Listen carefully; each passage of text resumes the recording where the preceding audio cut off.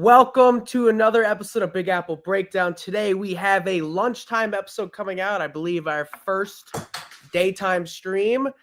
And today we are going to go over the New York Knicks on the brink of elimination with some sad news there for New York sports. But both the Yankees and Mets are rolling, and they look like two of the best teams in baseball. Henry, how are you doing? Feeling great, doing good. The Yankees been on a tear lately. It's been great to watch. The Knicks, their downfall has been pretty sad after it seems like everything that they've needed to go right has gone right to them up until this series. So, yeah. Yeah, for sure. I mean, with the Knicks, that's the big talk around the city, and they're down 3-1 to the Indiana Pacers. And of course, when you're down 3-1, it's pretty rare that you end up coming back, but it's not impossible. It's been done before, but looking like the Knicks run is coming to an end, just whether it's game 5 or game 6. I think it's been one of those two games. Overall in this series, just that game 1 just going to haunt Knicks fans for a long time. Yeah, that game, I would say, is mentally exhausting. You know, it felt like Yankees. Felt like the Knicks were in control of that game the whole entire time. You know, the Pacers started the game hot, they finished the game hot, and both teams played great throughout the game until the Knicks kind of really took control of the game. And the whole time during that game, I was thinking, wow, the Pacers are good, but the Knicks are just that much better until Nesmith went on that tear late in the game and just broke all the Knicks fans' hearts. And I thought when they lost that game, I'm like, this is just how you lose season. I mean, in another world, it's 2-2 right now, going back to New York, and you're still feeling good as a Knicks fan. But a game like that, that's just how your season ends. It's one bad 6-minute stretch just where everything goes wrong, everything goes right for the other team. That's just how sports work. And unfortunately for the Knicks, it came down at a brutal moment. And I think it's very likely that's going to be the reason why their season ends, that game 1. Yeah, even though you don't obviously lose a series on one game, it felt like that they did lose a series on that game. It just took the wind out of everyone's sails, and yeah, just totally heartbreaking for the Knicks, who, like I just said, it felt like everything was going their way until that game. And I think a lot of people kind of looked at the Knicks as the favorites in this series, although I think a lot of people are overlooking Indiana but as time's proven on, I think Indiana just looks like a better team. They look like they're better coached. They're more athletic. They got way more depth. And with the Knicks, you know, I think a lot of people weren't too freaked out after game 1 because a lot of people thought the Knicks were a better team. But I think as time's gone on, I think the Pacers are just a better team overall. The Knicks are much more they rely on their top starters and everything. It felt like even after Halliburton had his foot on the line, where it felt like that took all the wind, like all the air out of the building. But after they went to replay and saw that he had his foot on the line, I thought the Knicks were going to win that game. It felt like they had a chance, like a real chance. Felt like it brought life back, and then it just. I wonder whoever ended up losing that overtime period, it just would have been brutal for either team. Oh, yeah. And a young team like Indiana, who knows how it would have had the effect on them. Just whoever ended up losing that game was just going to be heartbroken. But I mean, a lot of stuff I've noticed. I mean, Indiana is just so much more athletic than the Knicks. They have way more depth. They look like they're in better shape, but they're playing 10 guys, which you just rarely see in the NBA nowadays. I mean, it really never happens at this point. Yeah, it's a true testament to their depth, and you really don't see that ever. You see maybe 8-man rotation, and once you get in the playoffs, like they play their top guys most of the time and don't really go to their bench. But you know, Indiana's just so deep that all those guys can contribute at a high level. I think a lot of Knicks fans are going to be disappointed in Tom Thibodeau as a coach this series. Mikal Bridges does not look good. Even Josh Hart, I don't think, looked very good at all. So I think those are going to be the 3 that are going to hear a lot of blame. I mean, if it wasn't for Karl-Anthony Towns' 4th quarter in game 3, this series is over. Yeah, of course. Also, I think part of it is a style the Knicks play. You know, teams can run them off the court with the 3-ball. The Knicks are more rugged and tough. So I think that it's normal to get frustrated by their play every once in a while. And when you run into a team as hot as Indiana, they're just not going to win the series. Where if I think the Knicks could just as easily win the series, but they would the only chance they have of winning it is if Indiana is not hot as they are. There's not really much they could Yeah. do. I think a lot of Knicks fans are just are frustrated because you beat the champs. You think you could beat anybody, and Mm, now you're going to lose to this Indiana team in all likelihood for the second straight year. This year, there's no injuries. When all you heard for the last year was, oh, we would have beat Indiana if Brunson didn't get hurt. OG, mm. Julius Randle didn't play at all the playoffs last year, and all that Indiana is just kind of went in this series as the underdogs, even though they beat this Knicks team last year. And it looks like they're going to come out with a win of this series. And of course, it's disappointing because if you beat the Boston Celtics, of course, you think you could just win it all. And that's just Of probably not course. the case. And yeah, the Knicks aren't injured or anything, but I feel like this is how it goes with every Tom Thibodeau team. They feel broken down physically and mentally just because the load that they put on all their top end guys, their starters, and their top bench players. There comes a point in the playoffs where that style of play and running your guys that much, you just hit a wall and it's just mentally deflating for the I mean, players. it's happened to his teams for years now. I mean, the Mhm. furthest he's ever gone before this was a 2011 Bulls team, which lost in 5 games to a Miami Heat team, and they were a 1 seed, and he's never made the NBA Finals. So I think what would have been a very, very tough offseason for the Knicks might be coming back even after the Boston upset, where I think you're going to hear a lot of hate for guys like Bridges, maybe even Josh Hart, and of course Tibbs. And it's going to be an interesting offseason. I don't like to be that guy that talks offseason before the season's officially over, but it's going to get loud in New York if they end up losing the series, Yeah, especially if they lose a game 5. I think if they go 0-3 in the Garden, it almost is going to feel like that upset against Boston just doesn't mean much anymore. I don't really necessarily agree. What are you saying? You think that people would be calling for Thibodeau's job, or People already, I think, are on his head, and I think if everyone assumed this team was just going to lose the 5 games to Boston, and he wouldn't have Mhm, been fired. I think especially with a name like Michael Malone out there, I think those same people are going to talk about Tibbs' job, mhm. assuming they lose this series. See, in my opinion, I think Tibbs saved his job with the Celtics series. I think that people will more be calling for a big roster shakeup. People. I know the Knicks aren't positioned the best out of all the teams that would be in the Giannis They had a sweepstakes. shot.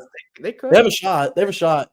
Yes, but a lot of these other teams have a better shot because of their draft capital and the young talent they have. Them trading 5 first round picks for Mikal Bridges really could come back to bite him in the butt. But I think there might be more pressure from fans to make a big splash like that rather than to fire Thibodeau. Yeah, I think I don't know. It'll be interesting. The It's Giannis name will come up for sure about an offseason move. I wonder if they look to move Bridges. I think Bridges because of what they traded for Bridges, you kind of expect him to be a star. And if you watched him in Phoenix and even Brooklyn, he was never really a star. He just kind of put up numbers on a bad Nets team. So I wonder if they could use Flip Bridges and if they go for Giannis, I mean, Towns would have to be in the trade, but yeah. it'll be very interesting in the offseason. So we'll see. I mean, maybe they could win game 5 and hey, it's Oh yeah, and then a this series. conversation is out the window. Yeah, I mean, Years again. hopefully, hopefully their season doesn't end at the Garden and go 0-3, but we'll see. Right, it's not looking good for the Knicks right now.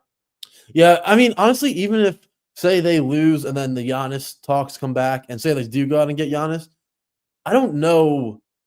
He's a great player and all, but I don't know if that for what they're gonna have to give up for Giannis. I don't know if that's gonna move a needle. The way teams trade for superstars nowadays, you give up everything just to get that one guy. And I know we've seen it in Phoenix with them getting Durant and Bradley Beal, stuff like that.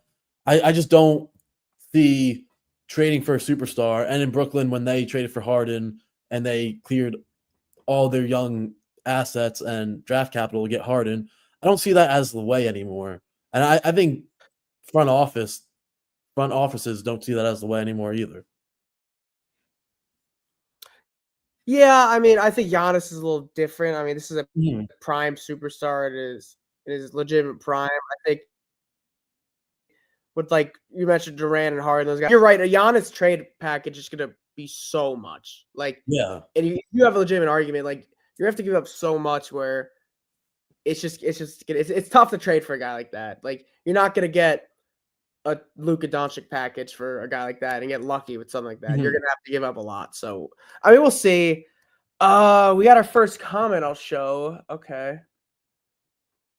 Hi guys, this is George. Oh yeah, the guy that was talking about Mark later. He has pitched well. Yeah, the whole Yankees I mean, the Yankees just been unbelievable recently. Well, I Mhm. guess we're on to the Yankees overall, but their bullpen looks good. I mean, they've won 8 straight series. And I mean, I think overall I'm starting to get really excited about this team. This team's really starting to move me. They're a very complete team. I remember watching the Yankees versus the Dodgers last year. The Dodgers had these guys step up that you wouldn't think would be stepping up, like the Tommy Edmonds. Kike Hernandez always comes alive in the playoffs, but the Yankees weren't, and usually in the last few years don't get contributions like that. And this year, the Goldschmidt replacement of Rizzo, Trent Grisham, what he's been doing, Ben Rice, all these guys, like you expect something out of Goldschmidt because everyone's been talking about, everyone when they signed him was talking about how his bad start last year was a fluke and he'll be good. But you don't expect this level of play out of him. Not He's at all. He's batting 37 years old, 5 at this playing point. like an all-star. Yeah. And then Trent Grisham's been amazing. Offensively, and he's cooled off a little bit offensively, but defensively, in the game last night, Rodon in his last inning, the 7th inning, there was a ball hit out to Grisham. He made a nice diving catch, and then the next batter, where not where a fielder that's not in a as great of a fielder as Grisham, that would dunk in for a single. The next batter hit a double. Like Grisham is out there saving runs, and he's just been great all year. And I mean, like Paul Goldschmidt, Mhm. Judge, those guys, these guys have been good all year, but Yes. Bellinger started picking it up. Anthony Volpe's looked good. Yes. Ben Rice has continued to stay hot. I mean, and the starting pitching's really starting to pick up. And I can't believe we ranted about Carlos Rodon about a month and a half, 2 months ago at this point, and he's been nothing but great for the Mhm. awesome. He's the He's looked best like Yankee career by yes, far. he's looked like an ace. Looks like right now he looks like a potential Cy Young candidate. Him and Freed, like they look Disgusting. unbelievable. Yes, a nice 1-2 punch. Just imagine if we had Garrett Cole in that too. So I'm looking right here. Mm. Let's see, since April 18th, he's had pretty much a good start every single game. Yes. He's been on fire. And I remember me and you were a little frustrated because Boone was kind of coddling him, and he's like, "Oh, Mhm. Rodon's just making a few mistakes," which he was. It's not like he's pitching bad the He was entire. making more than a few mistakes. Like Yeah. it almost seemed like Boone was trying to start some propaganda or make everyone think that we were stupid and didn't know what we were watching. But And but he said he's like, "Oh, he's gonna play. I can feel that he's gonna have a bunch of really good starts," and he's right. I mean, in this time period, he's given up. Let's see, 8 earned runs over about 8 starts or 9 starts. That's ridiculous. it's ridiculous, yes, and he's been going deep into the starts. He's been running that pitch count up, and even last night, like I was talking, he let up that hard hit double and then came back and finished out the 7th inning and completed his 7 inning shutout. Boone came out to talk to him, settle him down, give him a little breather after he gave up that double, and then Rodon just turned around and ended that inning. Like he's been unbelievable. I mean, him and Max Fried, it feels like for the last month and a half, they're in the game. You're just gonna get good production. You're gonna really get shot to win the game.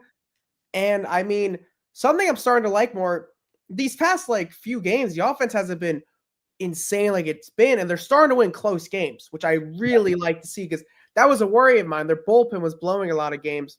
Devin Williams had a little bit of a scare yesterday. It just feels like he's never going to be the closer for the Yankees. It's got to be a mental thing when he's in the game for the 9th inning. And lately, it's not even. It's only in the close role. The last few outings for him, he's been good in high leverage, but it's just something about him in the 9th inning coming out there. He settled back in and Safe. They got the win. Got the save. They got the win. He seems, I don't know, he seems like lately he's been good in he lets a runner or two on and then he can come back and get himself out of it. But like you can't be having that super like as consistently as he's been doing it. He does not look like his usual self from last year. And I think at this point we just gotta accept the setup man position because I mean Luke Weaver's been just an all. I mean, what's his ERA like 0.5? Yeah, something like that. I can look it up. Ridiculous. He gave up a home run against the Rockies. That was his first home run of the year. And I mean, at this point, the Yankees are 7 games up on the division in May, which I think we bet you off camera, but their biggest lead in May since 1998 when that was one of the greatest baseball teams ever that year for the Yankees. And they haven't been 7 games up in the division since. So this was the first time they've had that kind of lead in May since 1998, and the first time that they've had that kind of lead at all since 2022. That's crazy. So they've just been really good. And something that I looked at from this past weekend with their series with the Rockies coming into that series had 8 wins, and they also had been swept 8 times this season. That's insane. That's insane to have the same amount of wins as times you've been swept. I don't know. Yeah, I think Yankee fans were a little bummed out they didn't sweep them, but yeah, and they had a chance to sweep them. But what's up? But they had a chance to sweep them, but you'd rather just take the series win. Keep winning your 2 out of 3 games. Yeah. Can't complain at all. I mean, they got a series against the Dodgers weekend, which that'll be very, very good test. I know LA's a little hurt right now, but I mean, the Dodgers really don't have any pitching right now. All their pitching hurt. You kind of called this would happen. The Dodgers are always hurt. I mean, for them, it's just about being ready for the playoffs. But yeah, and there's no chance that they miss the playoffs. That lineup is so good, but that lineup is gonna have to make up a lot for the pitching that they don't have. Glasnow, I think, has been healthy, but he's just been bad. Yamamoto has been really good, I believe. Sasaki has been horrible. Yamamoto's been really good, but I think he's just a project at this point. Yeah, but Yamamoto's really been their only reliable starter, and they just have a lot of pitching injuries. So we'll see. They'll make the playoffs for sure, and they'll probably win that division. Or will they win that division? I got look. I mean, I believe they're still. Let's see, are they in first place? I have the standings up.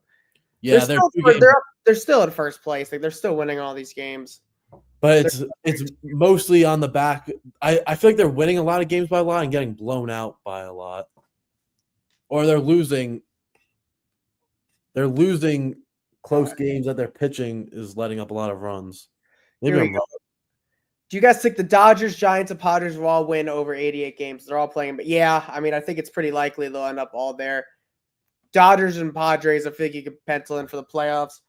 And the Giants have been all really good too. I mean, they also all play the Colorado Rockies, so their wins might get enhanced. They played them, 13 times? So yeah, something like that. They all might go 12-1 against the Rockies this year. So that's a lot of wins right there. I mean, that was last year with the AL Central, but I mean, I want to get back to this point with the Yankees. I mean, I just can't believe how bad the American League East is this year. Besides, right now it's the Tampa Bay Rays at second. The Orioles are, I mean, unless some miracle happens, the Orioles are just done for the year. They're one of the worst teams in baseball.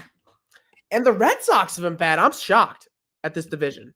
Yeah, and it's almost those bottom 4 teams. You almost would expect them to be flipped. Orioles and Boston as 2 and 3.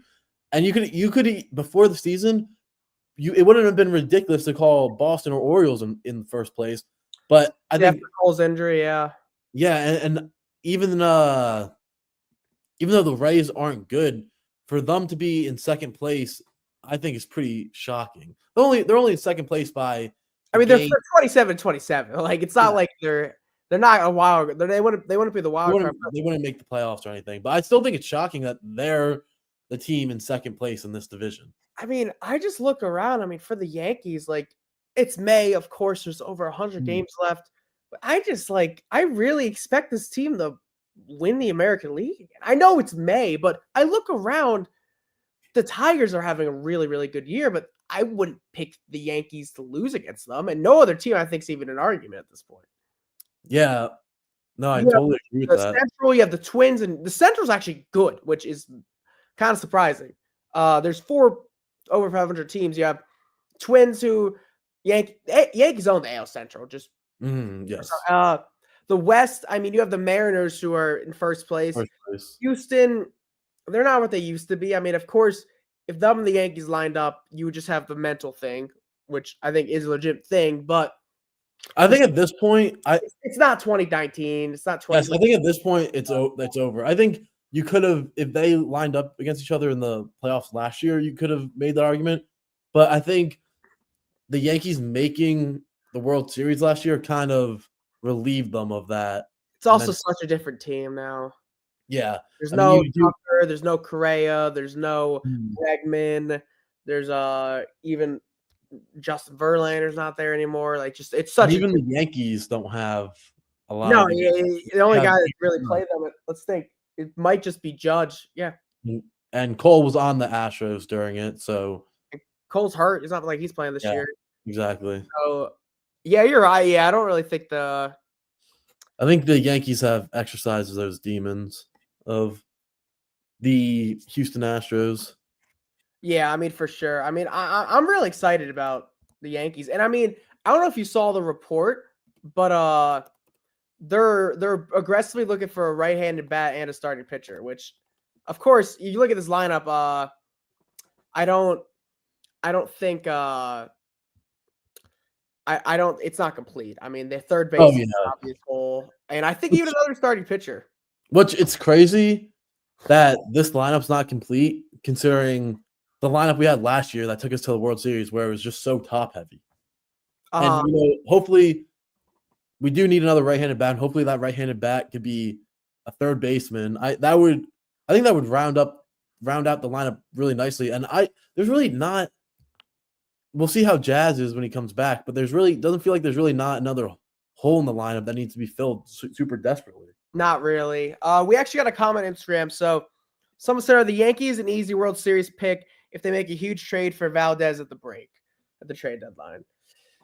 I don't know if that's like they. I think it'd be awesome for them. I just don't know if the Astros would. Yeah, I don't know if they would make that him to us. They wouldn't trade Kyle Tucker to us, kind of really, because it's just Yankees, Astros, ownership, general manager thing. Valdez is a lefty, if I'm not mistaken. Yeah. Right? So I mean, they'd be very lefty heavy in the rotation. I think they'll target a righty, but I don't know what righty is really available. We kind of threw around Jacob deGrom, but he's kind of really expensive, and I'm not sure the Rangers are going to move him. He's one of the best pitchers in baseball again, though. Because the Rangers might get to a point. There are 2 games under 500, but they're only 4 games out of that division. They might get to a point in a couple of weeks where, even if they're 4 games out of the division in 2 months when the trade deadline comes around, they might be buying. You know what I think is more realistic? If the Rangers are selling, I think Evaldi would be more realistic because he's cheaper. He's still a little pricier, but dude, Evaldi is a monster in the postseason. He just has really good at the playoffs. He's like how Charlie Morton was with the Rays and the Astros. Yeah, I mean, he's won 2 World Series. That would be. I would love that one. Oh, this is a fun. Also, he's been great all year. No, that maybe, but I don't know. That's a lot. That would be ridiculous. Evaldi's been great all year, and I believe Evaldi started against the Yankees last week. Was that 1-0 win for the Yankees?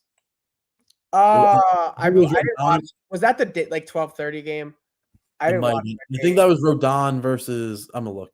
I think that was Rodon versus Evaldi. Which Evaldi came into that game with like a 1-point-something ERA, and I remember some of the shows I was watching, they were just saying how you're not going to be able to keep that up.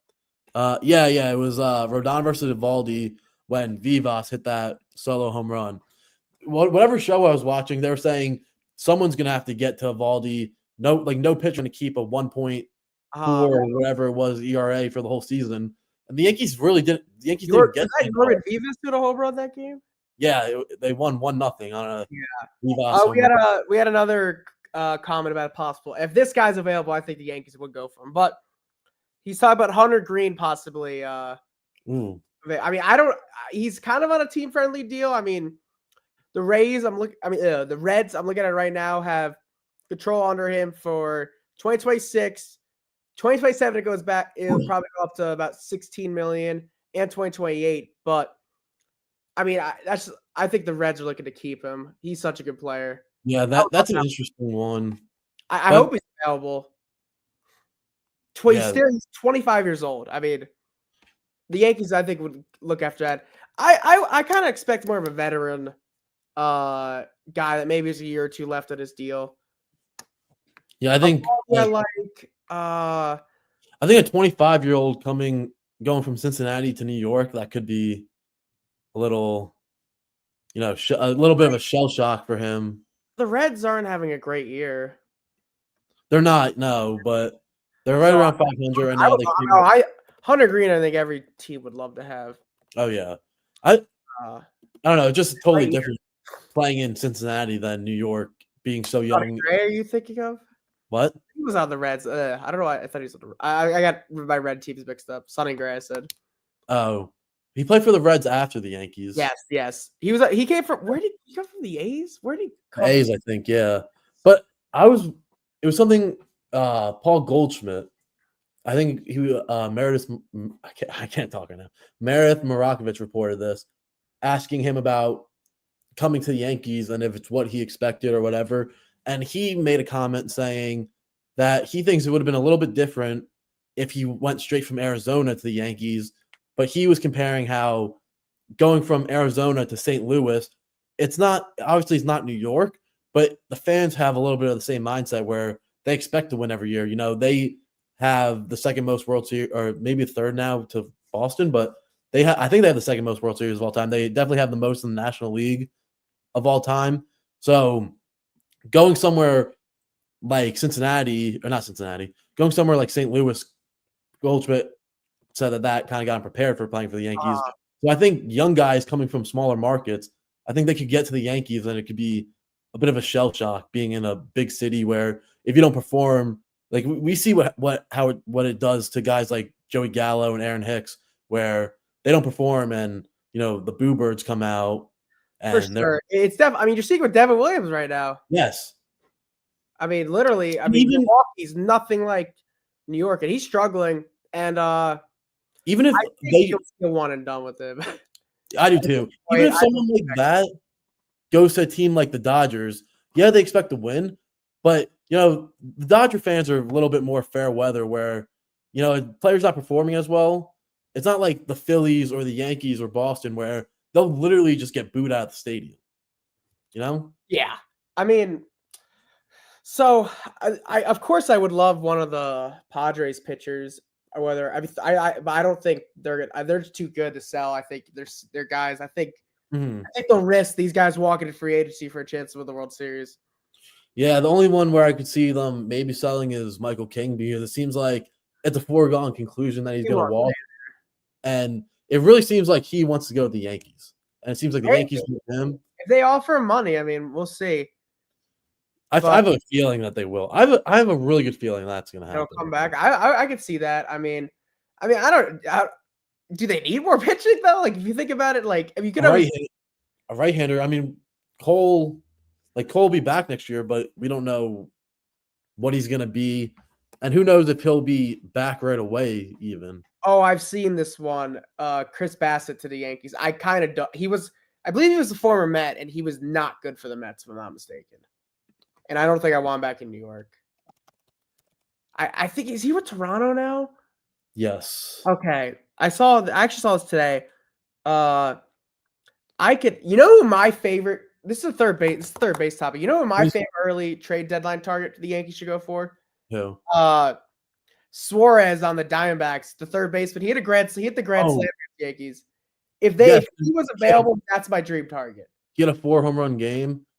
Yeah, he's hitting 15 home runs, 41 RBIs, only 228. But at this, I don't think the Yankees need a guy to hit like that. That's very good numbers for the middle of the lineup, and they have no third baseman right now. Chris Bassett in his most recent game on May 25th, so this past Sunday, he went 4 innings, 9 hits, 5 runs. What's his ERA? I've seen him for possibly. His ERA is 3.38. So he's actually not. He's got a good year. I don't know if he's the right fit for the Yankees, though. I don't think he was great for the Mets. Mm-hmm. I'm looking. They'll definitely get a right-handed starter, I believe, but I don't know if that's the answer. I also think they'll have the bullpen because I saw Felix Bautista, but does Baltimore do that? I saw that as possible. Not in the division. Well, they did do it. Okay, here we go. He was better for the Mets than I remembered. Yes, I'm looking at it. I was just about to bring that up. I'm looking at it right now. The Mets or the Orioles did trade us. I'm blanking on his name. The lefty closer. Zach Britton. They traded us Zach Britton. True. Bautista, I would love. I mean, that would be a really good backhand bullpen. And I think the Yankees need another closer option just because when Weaver pitches too much. Because I am like 98% there of just Williams just said I'm at it. Jonathan Weisinger could be that option. True. He's been really good. Who knows if he stays healthy, but when he's healthy, he is really good. I think, yeah. I mean, could you think there's any chance they could just get a second base, move Jazz back to third?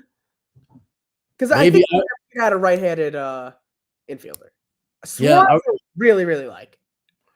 I just don't know if Arizona will give it up because although it's too early to tell sellers right now.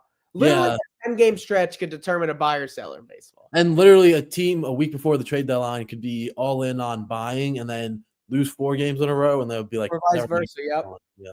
So Arenado's a name that's always be popular, but again, long term, I don't know if that's just smart. It's tough because if it was just this year, I would be so in on Arenado. But the Cardinals have actually been good this year. Yeah, they're like 7 games above 500. They have a chance to make the postseason. He's not having Arenado's not having a great year. Like 238, 6 home runs, 26 ribbies. But again, that's much better than the Yankees have. Just long term, it's not a smart investment. But this year, I would take it. Just defensively, is it better than what we have with Peraza, especially with Cabrera right now? Like Cabrera was okay, I guess, but compared to Peraza or it's DJ, who actually hasn't looked terrible. I'm assuming DJ will play third if Jazz is back. But if the Cardinals are 7 games above 500 2 months from now when the trade deadline comes around, they're not trading Arenado. They're just pure money off. They would want to get off of him. No, because they're not one of those organizations. They cut payroll. They want to cut payroll. In the last few years, they have. But if they're in a position to win, they're gonna try to win. They're gonna try to be competitive. That's an interesting point. Like you would want to veteran. They're not like the Oakland Athletics or the Reds. They're not one of these. You're right. They're in a smaller market. They're not. They don't operate like a small market team. Typically, if the right move was there, I could see they would still trade, in my opinion. We'll see. We'll see. I'm trying to think who else. Oh, I've seen Ahmed Rosario. He's cheap. Yeah, I've seen that. Playing for the Nationals right now. That's one. Otto Lopez for the Marlins. Don't know much about him. You gotta see the funny thing is for a cheap option, you gotta look at the teams like Nationals, White Sox, Marlins for a sneaky guy that can help you. Because of course, we're the Yankees. Yankee fans want them to go after the big fish, but they may not be available. Yeah, and for someone, They you have know, anything's better, pretty much, with all due yeah, respect. and maybe the Yankee scouting department sees someone in a guy on one of those teams that maybe typically or maybe isn't performing up to what they think he could be, and maybe coming to the Yankees could be reinvigorating and turn their season around if if the Yankees think they can unlock someone, how they do with their Yeah. bullpen, maybe they think they can do that with a bat. Uh-huh. So Yeah. I wonder bullpen though he's had. I wonder how the Mets will be buyers. I wonder if the Mets how much they just trust their current starting pitching because it's been so good. Still, they're still really good team. But Alcantara was a very popular name. He hasn't had a great year, but I think that's a mhm. fit for the Mets. I think they definitely need more bats. Yeah, Their they lineup need more bats is for great, sure. so they could be looking at maybe some other outfield. Because I know Jose Siri's been hurt, but I don't think that's a great option. McNeil's played some center field. Tyrone Taylor, maybe a center fielder they could look for, and maybe I don't know if Acuna is their guy they want to play every day. So it'll be interesting what they do for them because their offense just has not lived up to what I think it's supposed to be. And if they're Mhm. going to need bullpen, because especially AJ Minter getting hurt this year, he's out for the year, they'll definitely need bullpen. Yeah, for sure. They've been like their starting pitching has been just a huge shocker so far this year. And like this is way looking later, but I wonder if Holmes has moved back to the bullpen for the playoffs. If Manaea comes back and Montas comes back, and these guys are serviceable. He's pitched awesome so far this year. I It's don't know if they I don't know if they would do that only because they signed him as a starter. knowing that they were gonna make him a starter. So that's the only reason why, like, I would push back on that a little bit. But who knows? Like, I guess anything is in the cards, and if he could be maybe a long reliever or, they skip a start, when you shorten up the starting rotation, if they have someone who can only go an inning or two, maybe they put him in and let him finish it out. And I mean, the Mets, that division's, I mean, the Phillies are really good again. And Mhm. their Mets are 34-21. They've looked great, and they're still not in first place. I mean, still Juan Soto moved him down to 3, which is interesting. He's no longer the 2-hitter for them. 228 now. Stats are getting worse. Yeah, it's been That's bad. crazy to 228. watch. I never thought Juan Soto hit 228. I thought I thought we were really making a big deal about this because it all seemed to be like a perfect storm when the Yankees and Mets met up a week or two ago. And I thought for sure this was gonna totally die down. Then the series against Boston, he watched like 15 straight pitches, uh, didn't hustle out of the box it ended up being a long single, could have been a double if he hustled out of the box. It just seems like he's not happy. And there's even videos when the Mets are making a pitching change. He goes in the bullpen. He's always hanging out in the bullpen. Yeah, it's a And little weird. like it's just odd vibes. This was a while ago, but how the He shuffled Mets, at least. yeah, yeah. I don't know. Like, do you think he did that just because he does that, or do you think he did that because he heard people saying, "Oh, he's not doing this"? I You don't know? know. Maybe he's trying to get. Maybe I think I mean, he's just really struggling. We're over And a third of the season, or about a third of the season now. mhm. And I mean, If I he I, did I it, I wonder if he's just trying to get himself back to what Juan Soto. I mean, he's not even hitting against the White Sox. They're yeah. playing the White Sox this series. He's 0 for 6 in the series. I think he realizes, or he thinks that he messed up bad by leaving the Yankees. No one leaves the Yankees for the Mets. That doesn't happen. And I think he thought, "Oh, this is going to be a great career move or whatever he thought it was going to be." And then I think it broke him. I think that Yankee series broke him. I keep thinking he's gonna be fine, and I'm just waiting to see these games where I'm just waiting for a week to go by and his average is up by 10. But I feel like every time I look, it's down. 228 is just like unacceptable. That's bad. Like his OPS isn't even 800 anymore. He has Anthony Volpe. If you look at their stats similar, I don't know if you saw this post, but an MLB account posted his stats compared to Aaron Judge's stats, and they did him so dirty. Damn. I gotta find it. I think I posed this question to you last week. Do you think if he re-signed with the Yankees, he would be putting up such poor numbers? Well, I think he'd be in a slump because it's not like he's trying not to hit, but I don't think it's 228 level. I don't think it's this bad.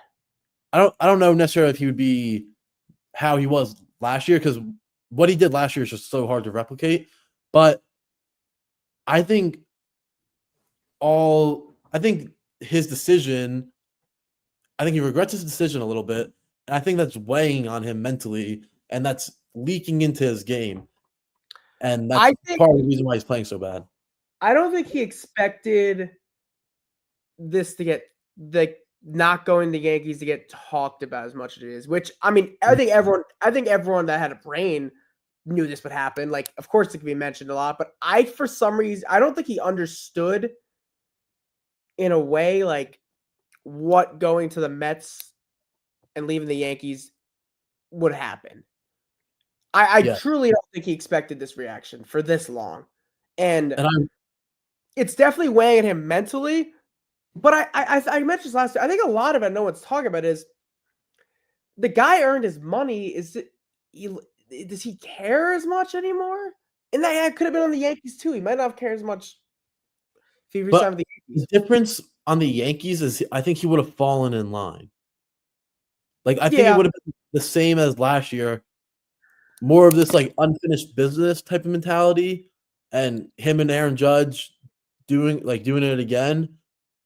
And I don't know. I also, the reason I say that the Yankees series broke him is he definitely thought the boos were all in good fun, and he went up to the plate in his first at bat, tipped his cap, like pretending. If you didn't have the volume on your TV, you would think he was getting a standing ovation, and went out to right field, was waving to the crowd and everything. And then you could see from video clips on Saturday and Sunday, people booing him, saying stuff at him, and you could just see the look on his face. Like, he looked genuinely upset. And that's just human nature. Like, that happens. And you can't really blame the guy, but I don't think he's just got to play better. Like, Juan Soto's playing worse than my aunt's baking, and she's a horrible bake. I hate her baking. And he just got to be better. 228 is unacceptable. He can sleep at 850 OPS. He's 760, I believe, at this point. And it's ridiculous. He's got to get over. A little regret happens, but he shouldn't be playing this bad. And luckily, it's not hurting the Mets yet, but it's going to eventually. If he can wipe his tears with his $100 bills. Yes. If he's playing like he did with the Padres, they're probably in first place ahead of them. They're probably the best team in baseball.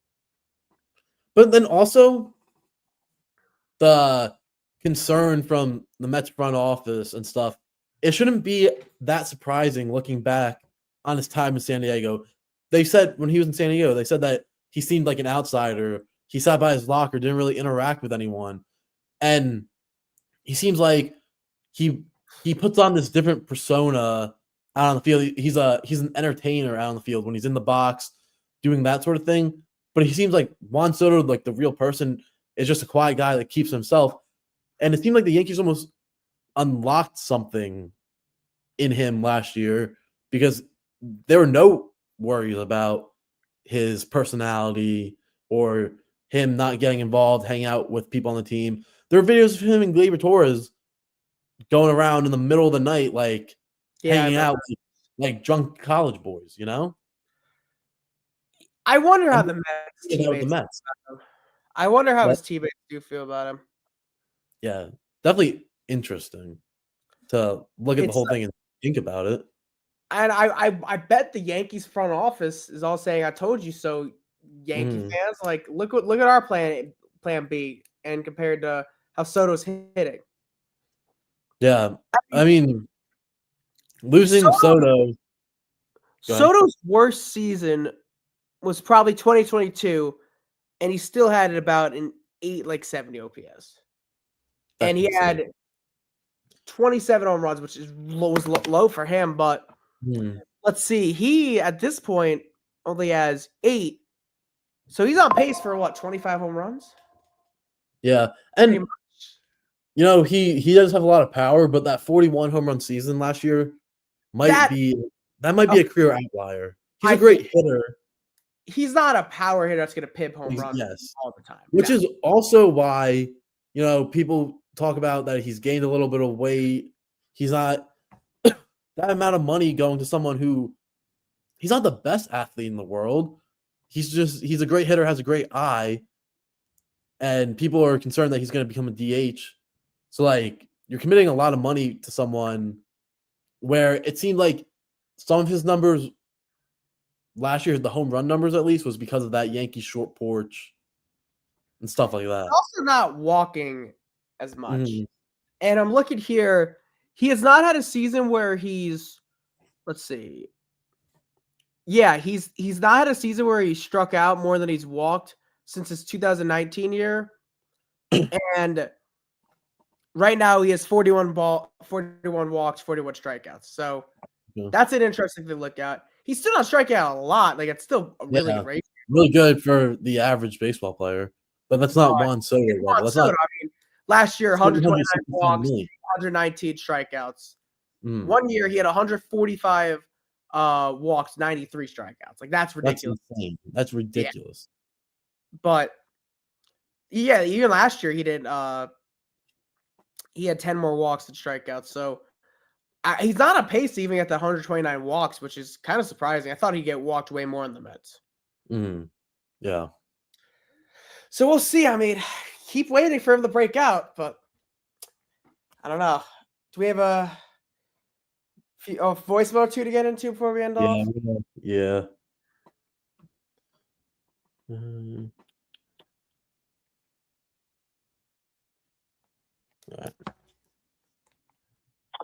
This is Chris from Rochester calling.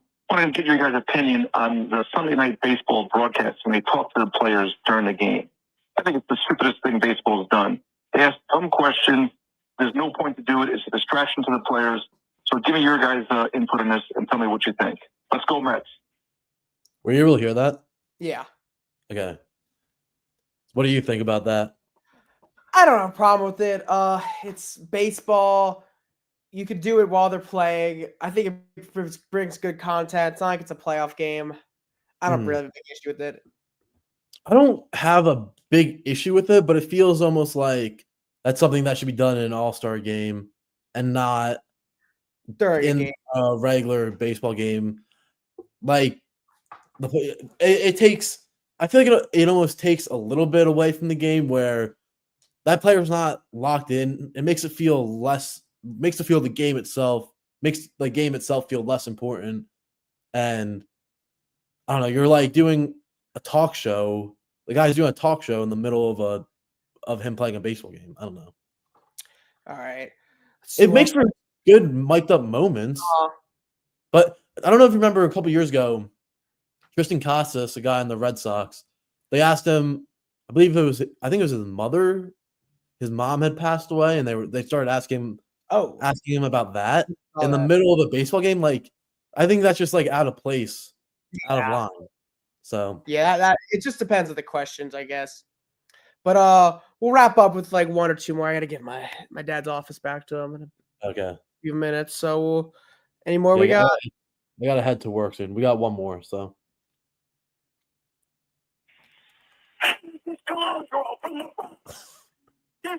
Oh my! What do we pay $700 million for? You want to hustle? I mean, come on. It's a little hard to hear. I'm getting so upset with this guy. We paid all this money. We paid all the guys.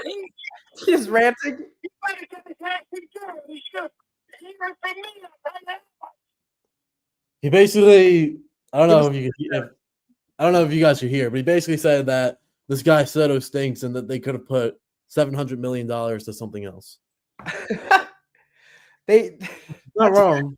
He's not been worth the contract at all. Not even close. I mean, 228 you could get from the Sussex County Miners. That's funny. But yeah, you could get some good food with $700 million to put in the stadium. Yeah, or Fans, better I think the fans would enjoy. I know City Field has Shake Shack, so I think they enjoy another Shake Shack instead of Juan Soto right now. Yeah, I don't know. All right. What? We'll wrap it up. Yeah. But shout out Dugout Mug. Get your Dugout Mugs. Yeah, Dugout Mugs. Code Big Apple. Thank you guys. I kind of like this lunchtime schedule, so we'll keep coming out with these. Yeah. So we'll also start doing like 1 or 2 more throughout the week. We just got hoping the schedules have been kind of weird. We're selling in a little bit. And all right. All right. Thank you guys for watching. Thank you.